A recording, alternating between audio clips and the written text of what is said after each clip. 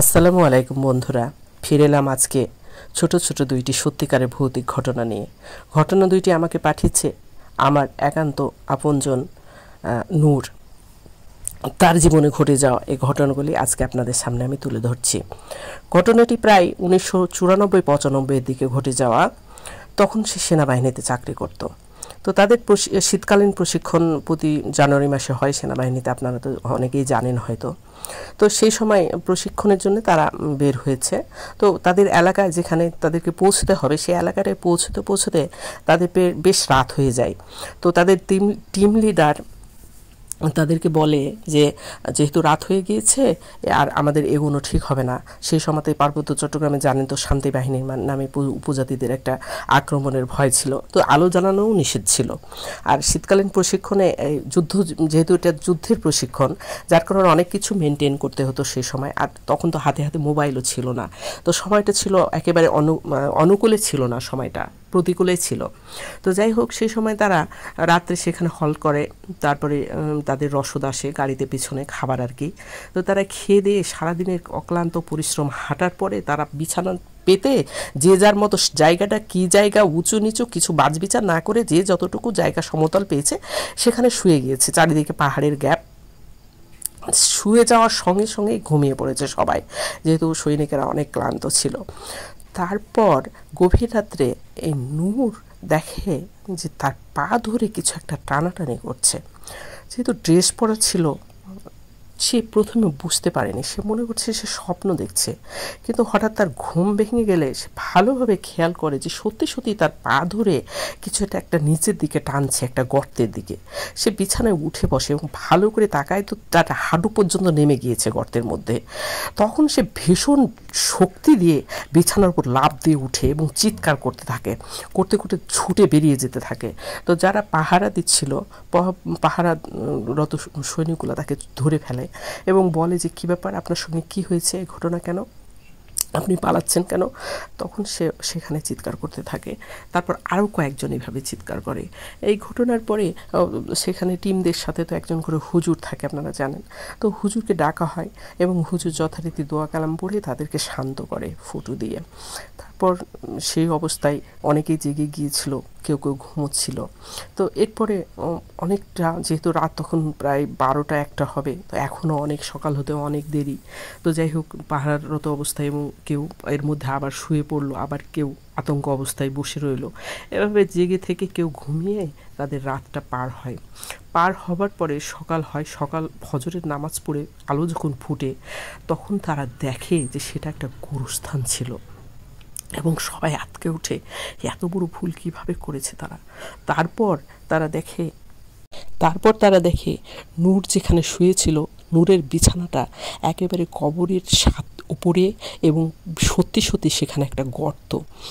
এবং তারা তো বেশ আতঙ্কিত হয় এবং এত বড় ভুল তারা কিভাবে করলো, যেহেতু সারাদিনের জার্নি, পায়ে হাঁটা রাস্তা, তারা প্রচণ্ড ক্লান্ত ছিল। আর গভীর অন্ধকার রাত, অমাবস্যার রাত ছিল, তারা কিছুই বুঝতে পারেনি। আর উঁচু নিচু এলাকাটা এমনিতেই উঁচু নিচু ছিল, যার কারণে তাদের কেউই টের পায়নি যে এটা একটা গোরস্থান ছিল। তাদের ছিল, মানে মনে হয়েছিল শোয়ার একটা কোনো রকম জায়গা হলেই হবে, তারা যেন ঘুমোতে পারে, এই বিষয়টা এরকম ছিল। তো যাই হোক, এত বড় ভুল কী করে তাদের হয়ে গেল, এটা নিয়ে তারা সবাই অনুতপ্ত ছিল। এরপর সকালবেলায় গ্রাম প্রধানকে ডাকা হয় এবং তিনি আসেন এবং কবরটা সম্পর্কে জিজ্ঞেস করা হয়। তো গ্রাম প্রধান বলেন যে এটা আমাদের মুসলিমদের গোরস্থান, বহুকালের পুরাতন গোরস্থান। এখানে মুসলিমরা মারা গেলে এখানেই আমরা কবর দিই। আর ওই যে কবরটাতে নূরকে টানছিল কিছু একটা ধরে, ওটা সম্পর্কে জিজ্ঞেস করা হয়। তখন গ্রাম প্রধান বলেন যে ওই কবরটি ছিল একটা 19-20 বছরের যুবতী মেয়ের। সেই মেয়েটির বিয়ে হয়েছিল, তার শ্বশুরবাড়ির লোকেরা ভীষণভাবে অত্যাচার করতো তার উপর, মানসিক নির্যাতন।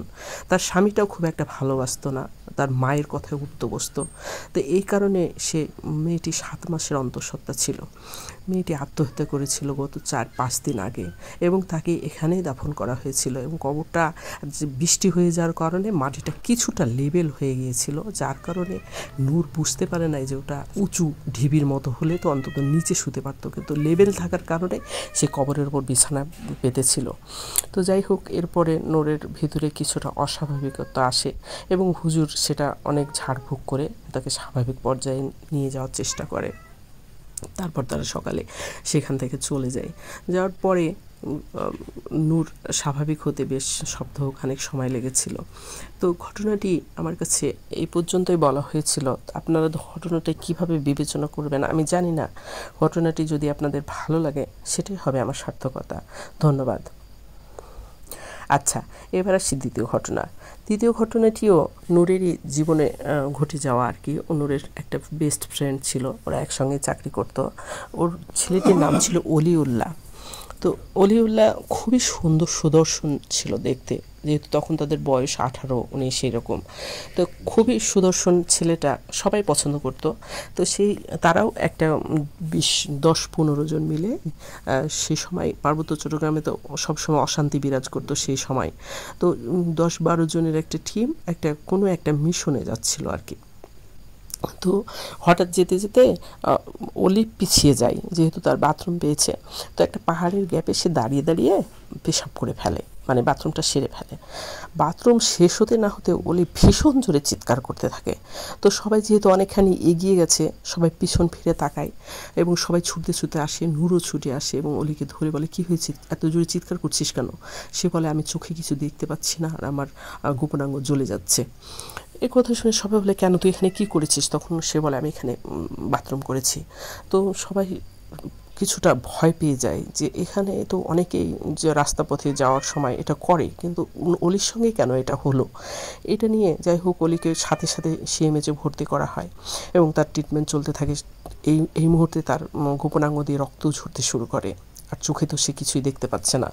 তারপরে যাই হোক, তার খুব শেষে তাকে বিদেশে পাঠানো হয় এবং সে সুস্থ হয়। আগের মতো স্বাভাবিক হতে অনেকটাই সময় নেয়, প্রায় বছর 2-1। তো এই ঘটনাটি ঘটার পরে সেই সময় মানে খুব একটা ভয়ঙ্কর ছিল ঘটনাটা। তো পরে টিম লিডার এখানে এই ঘটনাটা কেন হলো সামান্য একটু বাথরুম করার কারণে, এটা এখানকার স্থানীয় লোকজনকে ডেকে জিজ্ঞেস করেছিল এখানে কি এমন বিশেষ কিছু আছে, বিশেষত্ব আছে এই জায়গাটার। পরে তারা বলেছিল এখানে একটা অলির কবর আছে। তো যাই হোক, ঘটনাটি আমি আপনাদের কাছে তুলে ধরলাম। আপনাদের ভালো লাগলে লাইক, কমেন্ট, শেয়ার করতে কিন্তু ভুলবেন না। ধন্যবাদ।